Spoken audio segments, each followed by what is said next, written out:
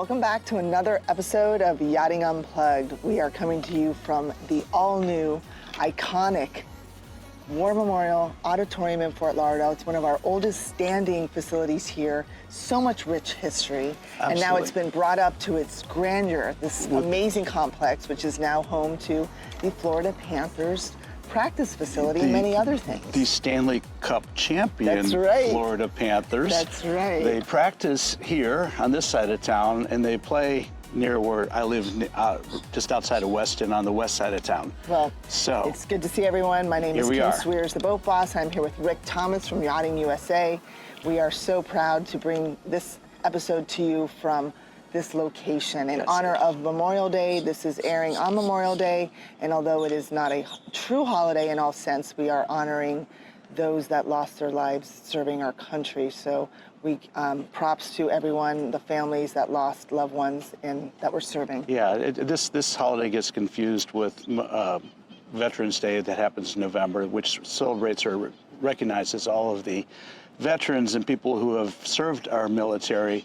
Today, though, is somber remembrance of those who gave all in love for the country. And so we thank the families and loved ones for those who have lost theirs, whether it's recently or whether in generations past. Yes. Very important day today. Well, shout out, I don't know how this happened. I mean, we decided to be patriotic. We have the exact same outfits on practically. Great minds. I've got my Panthers hat on. This is an official Panther new hat that I got here at the Panthers store at War Memorial on the site here in downtown Fort Lauderdale. If you have not been to this facility, you need to check it out. You can actually watch the Panthers practicing. They have restaurants, they have all sorts of great entertainment, a great 7,500 square foot store to get all your favorite Panther stuff. And the Panthers play tonight, so shout out to my good friend Bill Zito, a client of mine, and all the Panthers that I've been working with. Really, you guys, hats off to you. We love you guys. Bring home that Stanley Cup again. Do it again. Let's do it again for sure. So, Kim, I think it's important to remember this yesterday ended the Safe Boating Week.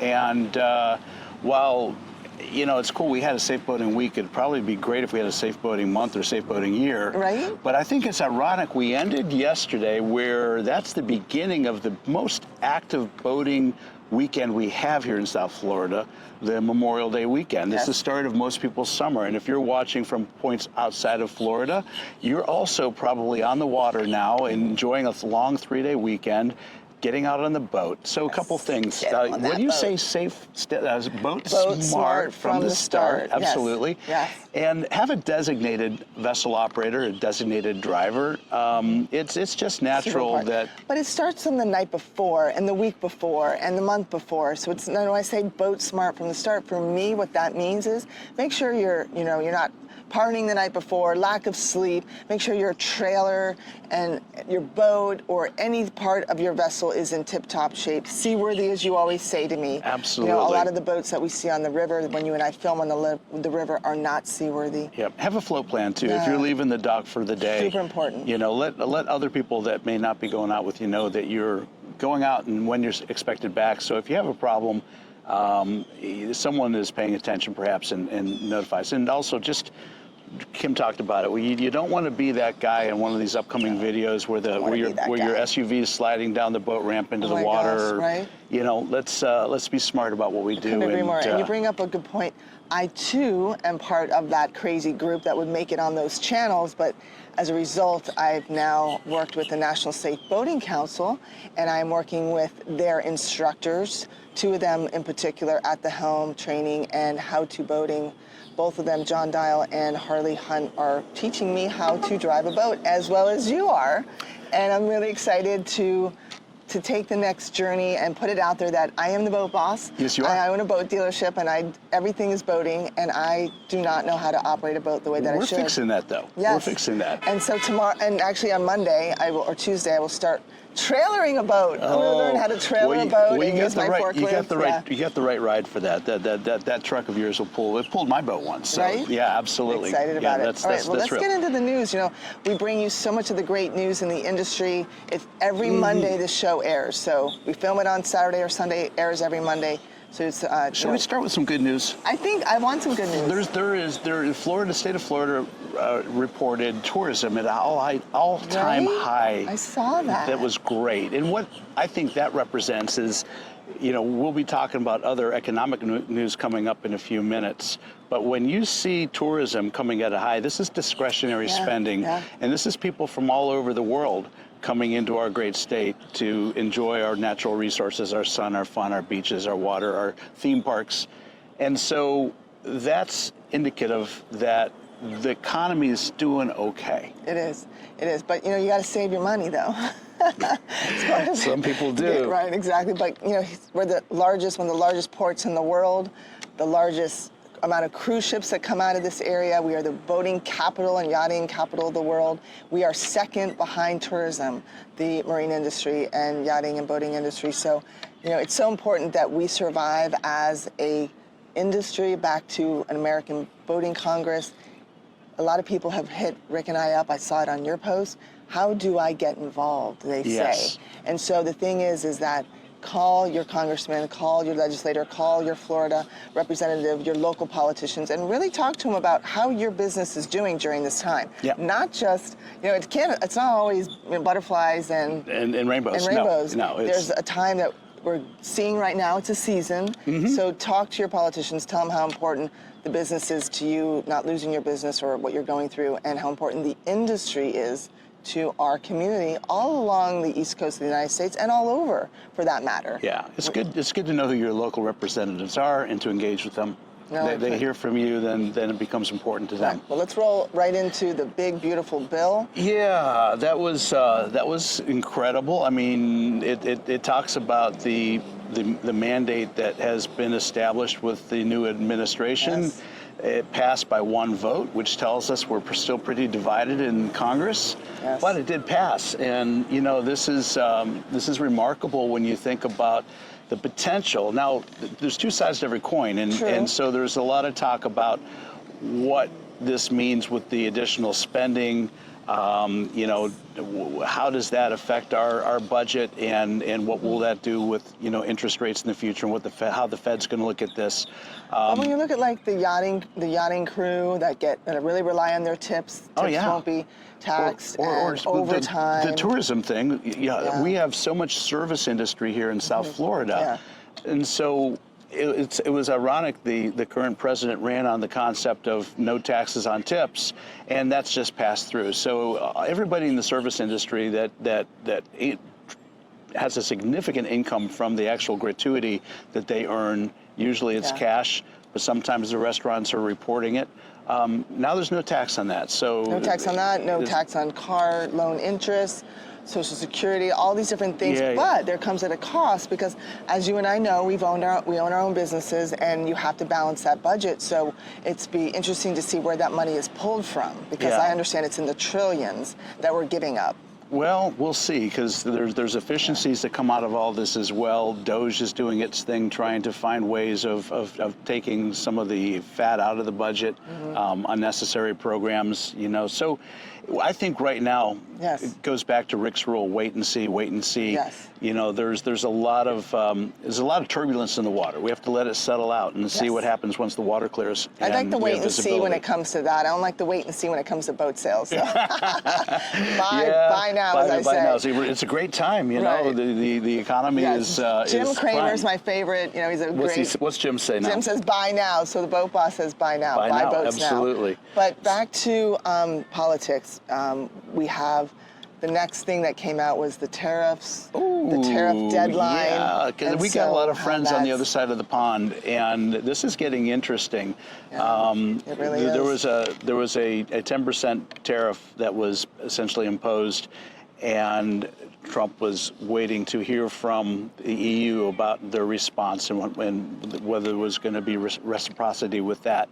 And it was radio silence, crickets. So he basically pushed the nuclear button and said, okay, well, then we're going to go to 50%.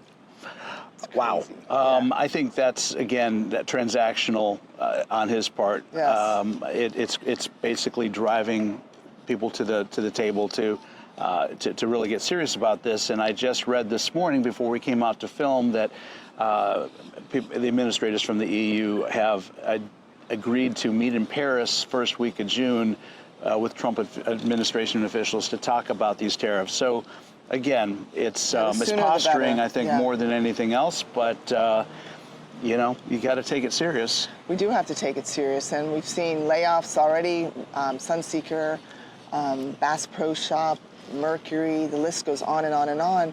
I know I've had some reductions in my business too, but everyone is seeing that, and this is going to only make matters worse. I really feel for a lot of the business owners and the employees and the companies that really have to make very strategic decisions based on this. The market did not do great this week as a result. Whenever that happens, the market suffers.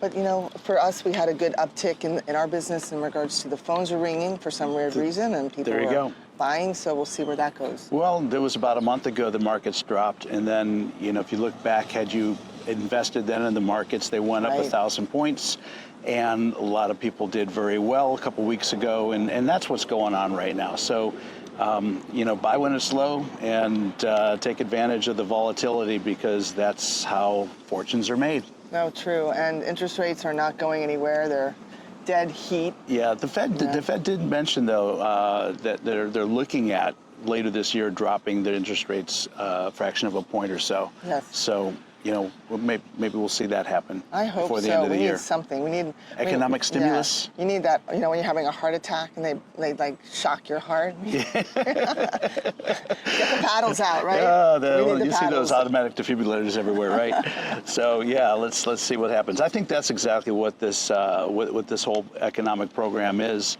You know, so you know. Let's stay guardedly optimistic, shall we? Yes, we shall. Good. Well, today is World Boating Day. I'm really excited about that. It was something that I heard about at the Palm Beach Boat Show. Informa gave me a jingle and said, we have this project, we'd like for you to work with us on it. And I said, absolutely, anything boating, the Boat Boss is involved in. And so I think it's a great thing. We're bringing awareness to the importance of boating, and it's a worldwide initiative. And so today, going on at Pier 66, Megan Legassi Washington and John Myers, who's Megan's in charge of the marinas for Tavistock and at Pier 66, and John, who is the club vice president. If you haven't seen that resort, it's incredible. And Summer, too. We had a great time there. We did. Well, I was there yesterday, Kim. Yeah. Summer hosted Yachting USA. We did young professionals in wonderful yachting. Interview with young professionals in yachting. Spectacular. So they also got the hospitality. They got to see exactly what's happening in that resort. And know what I saw? Remember when we did our episode there a couple months ago, and it was just you and I around the pool, right? Yes. Yesterday morning, it was a resort. There were people everywhere. It was like dynamic. It was happening. It was like, okay, really cool. Open for business. This place is truly a destination. No, I really do. And it couldn't be a better place to host World Boating Day here in South Florida. And the initiative is worldwide. So check out my social platforms. I interviewed Captain Carey from Below Deck and a few other people that really told their story as to how they got into boating. And we all have that story. Aren't those stories great? They're awesome, and we need to talk more about what brought people into the business. Absolutely. And I challenge you to do that in your show, is maybe just say, tell us about your very first time on a boat and what that was like. Well, Kim, it's funny you say that, because I've been doing that on a number of my shows, and one of the common denominators in all of this. Grandma, grandpas, dads, no? Being a 12-year-old kid getting your first sailboat. Oh, I bet wow. you 5 or 6 of my guests have talked about how they started, you know, with Optimus prams as a kid and found their love for the ocean right there, close and personal, on the water with these little sailboats, and it all scaled from there. That's how I started too at 12 years old. Mine was Bridget Malone, my best friend in high school, or growing up in middle school, and she lived on one of the islands off, I'm not gonna tell you where and give her away, but Bridget, this is all because of you. She's an island girl. Because she had a Boston whaler that she took me out on all the time, my twin sister and I, and we were one of those crazy kids that you see now on wavy boats. But yeah, I have Bridget and her family to thank for introducing me into the boat business. So with it World Boating Day today, and I think I mentioned to you, Kim, that this week I've actually been using my boat a lot. And when we finish this, I'm going to be heading over to the dock and jumping on my boat. Nice. And going back out on the ocean. Yeah, you were on the ocean on Friday, or this Thursday. week. Tell me about that. Well, I'm working with Dr. Shelby Thomas, no relation, but a dear friend, who has invented a artificial reef system that has, if you can imagine, light bulb sockets positioned all over this dome-shaped reef.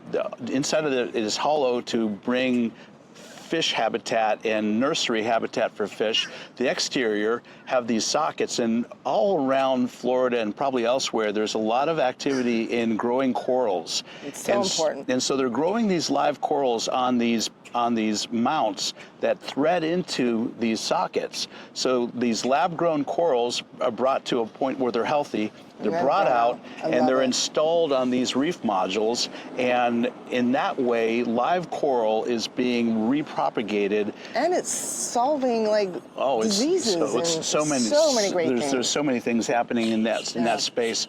So this is being installed off of Hollywood Beach, just south of the south end of Dania Beach. In 10 feet of water. So it's set up for people to come off the beach with mask and fins and snorkel. You don't need dive gear. You can swim out there and you can snorkel it and see it. You know what we're going to do? Let's go ahead and at the end of the episode of this podcast, we're going to do a little 2-minute, 30 seconds, 2-minute piece. I did an interview with Let's put that at the end. I think it's important. With Shelby. Yes. And yeah, listen to Shelby talk about this, because we did this on site, so you'll see the work going on in the background, and you'll hear her voice talking about exactly what this is all about. This is definitely an initiative that everybody can and should get behind, because it's for the benefit of everybody. And the benefit of also, when I'm a cancer survivor, and a lot of other people thank, NSGU and all the people that are involved in really pushing the needle, putting the throttles down, to use the ocean as a way to solve diseases. There's tons of it.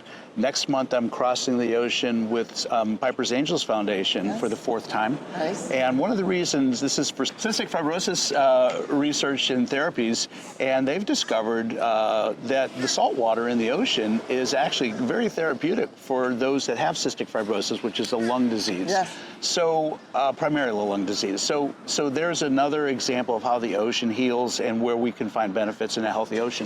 Well, speaking of the ocean, our ocean is expanding in regards to boat shows.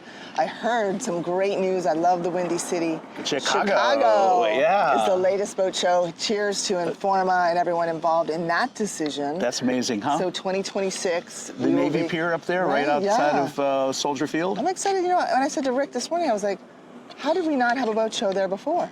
There was a trade show I used to go many, many years ago in September when it was really cold. Yeah. But it's a beautiful city. I'm excited and the waterfront to go to that there on Lake next year. Michigan is just stunning. Well, look out, Chicago. I'm going to be there. We're going to be there. Yeah, next year we'll be up there too. Great. I'm really excited to and do that. Yes. Absolutely. Yeah, what a place. I know, right? Let's go over some great news in regards to the industry. Speaking of the ocean, we're going to talk about some great news on the ocean. Suzuki. Yeah. Suzuki really, I have to say, stepped up their game. They moved their headquarters, their U.S. headquarters to Tampa. Amazing. Tampa Bay. Yeah, I love it. Well, it's a great area over there. That's where I grew up. That's where I started my first business. Shout out to the Suzuki team. I want to come see your plant and headquarters. You as well. Have Me you been too. there? I got a pair of 2023 Suzukis on the back of my boat. Thank you very much. Suzuki is definitely, I'm in the repower business. My dealership, we do a lot of repowers for Mercury. Our stocking dealer, and then but also Suzuki. So we're Yamaha, Suzuki as well. But Suzuki has really owned the market for repower. Yeah, want to hear a funny story? Yes, tell me. I was on the water not so long ago, and there's this Broward Sheriff guy that's on the water all the time. I see him, and I stopped by and just said, hey, be safe. What are you doing? And he was looking at the engines in the back of my boat, and he's got Mercuries on the back of his boat, and this is a county boat, right? And he's like, man, Rick, I would love to have a pair of Suzukis back here. I like those engines so much better than what we've got here. Yeah. So that's just an organic testimony to the product. Testimony is, if you work hard, you get promoted. Brandon Circa was named VP of Sales and Marketing. Great job. I love him. He's someone I work with as a dealer for Suzuki. And Jacob Ewing was named VP of Operations for Suzuki USA. So both of you, Brandon and Jacob, congratulations. I do want to give a shout out to Dear Meat for Dinner. He's such a great guy. If you do not follow Robert and his wife, Robert Arrington is a content creator, huge guy on YouTube, big ambassador for Suzuki. Unfortunately, Robert has had a history of strokes, and he had very serious strokes a few years ago, and they're back. So they just put a loop recorder in him, and they're going to find out what's going on. So Wow. Robert, you continue to be in our thoughts and prayers on that. Very much so. Right? I mean, think about, he was actually, his wife, it wasn't for his wife, they was like talking, and he was talking gibberish. So if you do have a relationship with somebody, or you see someone that doesn't make sense, Right. there's a reason why. And He was probably not even hearing what he was saying. and his wife knew to get him to Right. a hospital immediately, and wow, that was just something else. So Kim, the NMMA Yes. has a Hall of Fame. Get your nominations in now. When is the deadline? Deadline is June, I think it's June 6th. Yes, it's June 6th. There's still Yep. time to recognize the leaders who have shaped and continue to guide the recreational boating industry. The NMMA, which is National Marine Manufacturers. Marine Manufacturers Association Hall of Fame, is the most prestigious honor. It celebrates individuals whose vision, dedication, and lasting contributions have made a profound impact on marine manufacturing and the broader boating community. So get those nominations in, because there's a lot of people that deserve to be recognized. Oh, totally. This is a huge industry. You get rewarded in public for what you practice in private. That's right. So now is the time to get those people that really deserve to be honored. Bravo to that. Yeah, Right. the NMMA is the largest marine association in the United States. It represents all aspects of the marine business, from trailer manufacturers and outboard dealers all the way to production boat manufacturers. Mm-hmm. And it does a good job of setting standards and promoting ethical, good business. Oh, absolutely. So what else do we have going on this week? I'll be speaking. I know you did the Young Professionals in Yachting interview, and I'm actually speaking to that group. It's a great so maybe organization. you can come if you can on Wednesday at 5:30. It's at the Yacht Club. Isn't Fort Lauderdale Yacht Club. Bob Dennison also speaking yes, it there? Yes. Yep, and Bob Saxon, who is a great friend of mine and the huge ambassador for the industry. He's going to be Mine as well. moderating. We in our interview yesterday, my friend Bob was brought up, and both Bobs actually. I commented, is there more Bobs we can bring into this conversation? But yeah. We're talking about how to market to the younger community, the younger boaters, and also how to build a brand. And I have to say one thing about Bob Dennison is I was speaking to somebody that was not in the industry, but was his best friend, or of him, knows him, and said he always is in red, yellow, or orange pants. And so Bob is really, we all know who Bob Dennison is, but he's built such a great brand that Personal everybody brand. knows that Bob is loud when it comes to his pants, and is colorful, and he's so full of life. Yeah, he is exactly that, so full of life. Wonderful, wonderful gentleman. Comes from an amazing family, too. Right, no, absolutely, he does. Well, there is one other Bob. I interviewed and had a great conversation with Bob Allen, the owner of Robert Allen Law, beginning of last week. Mm-hmm. And we talked for an hour about the boating industry and the yacht world, and look forward to that episode coming out next month. I'm excited, So we're checking all the boxes with the Bobs. I know. There was an interesting, not to divert or squirrel on us, but there was an article that I forwarded on to two mega yacht brokers that I'm working with, that there seems to be this, like, 1 out of every 5 mega yachts sold are all off market, that its family offices are getting more involved than ever. And I wanted to open dialogue because you're very into yachting, and my two friends, Trevor and Josh, who I work with, tell me about that. What are your thoughts on that? Well, it's funny. I got a dear friend of mine, Michael Schweiger, who's up in New York, and he and I have been collaborating for a couple of years now. And he just recently reached out to me to talk about off-market yacht sales. That 1 of every 5. Well, there's a perception, and this is not a diss against the brokerage community, because the brokerage community has a very important role in our industry. I think it's more about privacy. And it's also, if you're a seasoned yacht owner, you've gone through transactional deals in the past, and you know what you're doing and how to do it. You bring in a good maritime attorney, and you can do an off-market deal. Direct owner to owner, and there's no reason not to, assuming that you understand how to put the contracts together, you understand the importance of your surveys and all of that. And there's really only so many people that can afford a $300-400 million yacht, or whatever that price is, so that becomes a very small community. And I understand your Rolodex, and for those of you that don't know what a Rolodex is, we should probably put it up on the screen. Boy, we just dated ourselves, huh, Kim? Not me. See? I'm joking. But yes, so I think it becomes, your Rolodex becomes the main thing on getting that boat out there. Yes, for sure.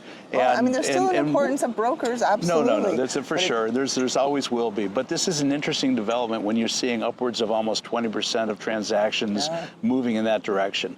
So, one fact in life is nothing ever stays the same. No. Change is inevitable. And this is some change that is happening, particularly in the high net worth, large yacht marketplace, agree more. where I think transactionally there's more at stake and more risk. Yeah, Keep that in mind. More. Well, we're going to wrap it up because we have the beach to go to. I've got to finish installing a reef. Do you? Yeah. Oh, that's a minor thing to do on the weekend. Yeah, it's fun. Yeah, so an hour from now I'm going to be out on the Atlantic Ocean. It's flat, calm, it's beautiful. I know. Could it be a better, like there's no wind. I'm like drenched because it's so hot. But it is so beautiful, isn't it? It's gorgeous. I'm so blessed to live here and have the opportunity to work and play on the water. I know. Live, work, or play on the water. There's nothing better than a lifestyle on the water. Do want to give a shout out to Pier 66, who's our new sponsor, and Liquid Yachtwear. Liquid Yachtwear, thank you really very much. Really excited about our relationship that's going to form there. And anyone that has any news, please reach out to Rick or myself, and we would like to bring it to the world through Yachting Unplugged. This is a show that airs every Monday. Please subscribe, follow, share, comment, whatever. Yes. We look forward to seeing you on the next Yachting Unplugged. And for this Monday, which is Memorial Day, we toast to all those families that are honoring their loved ones that were lost in fighting for our freedom. Yes, we should actually take a moment during our barbecues to maybe say a prayer and just recognize the fact that some gave all so that we have what we have. Absolutely. And don't forget, visit this War Memorial Panthers practice facility here in Fort Lauderdale. It is incredible. And there's a beautiful park area all around here too. Biking, skating, walking, it's gorgeous. So and I got this hat there, and I went to the game recently, and one of the employees was like, "Is that an official Panthers hat?" I was like, "Yes, I got it at the ice practice stadium here in our arena, whatever you call it. What is this called?" The Panthers practice arena, I guess. It's a Panthers practice arena. So yes, so come visit it, check it out, and go Panthers. All right. We are hoping to bring home another Stanley Cup. Let's do it. All right. Well, cheers, everyone. Have a great week, and happy Memorial Day. Until next time. Cheers. Out of here. We're excited out here for our first day of deployment of the Guardians of the Reef project. We're putting out 50 artificial reefs with the city of Hollywood, 14 artistic structures, and 36 habitat units, all themed around becoming an ocean steward and guardian of the reef. Awesome. And so those structures, what's the hope? Once they go in the water, how spread out are they going to be? And what's the future outlook once these things are in there? Yeah, so we're actually placing these off of 4 public parks here off of Hollywood Beach. These are all between 10 to 15 feet for snorkeling. It's our first shore accessible site. So the hope for this is to engage community and create a site that's accessible for anyone to enjoy. You don't have to be a diver. And that means people can come out, not only be able to connect with nature, but be able to experience the ocean and see this beautiful artwork that we hope will inspire people to become ocean stewards and ocean warriors to protect this beautiful reef that we call home here in Florida. So let's talk a little bit about the technical aspects. So maybe what the structures themselves are made out of, and also maybe you can tell us a little bit more about the coral restoration and the coral lock system. Yeah, so these structures are all made out of an environmentally friendly concrete, pH neutral. We also use calcium carbonate, which helps with benthic recruitment and coral recruitment. Each of these structures have 300 coral locks placed on them where we can simply come in and screw in a coral just like a light bulb. We hope that becomes a beacon of both for the ocean, but also to attract and eliminate bringing in other fish and corals to these reefs. So this is really a skeletal framework for new coral recruitment and enabling us to scale coral outplanting up the coast.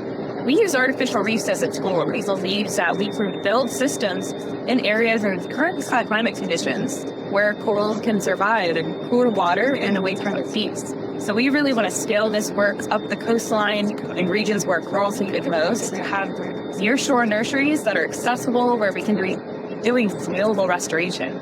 We're starting with 5,000 corals at this site with the goal to eventually get to 50,000, but these long-term will do over 5 million corals across the coast of Florida.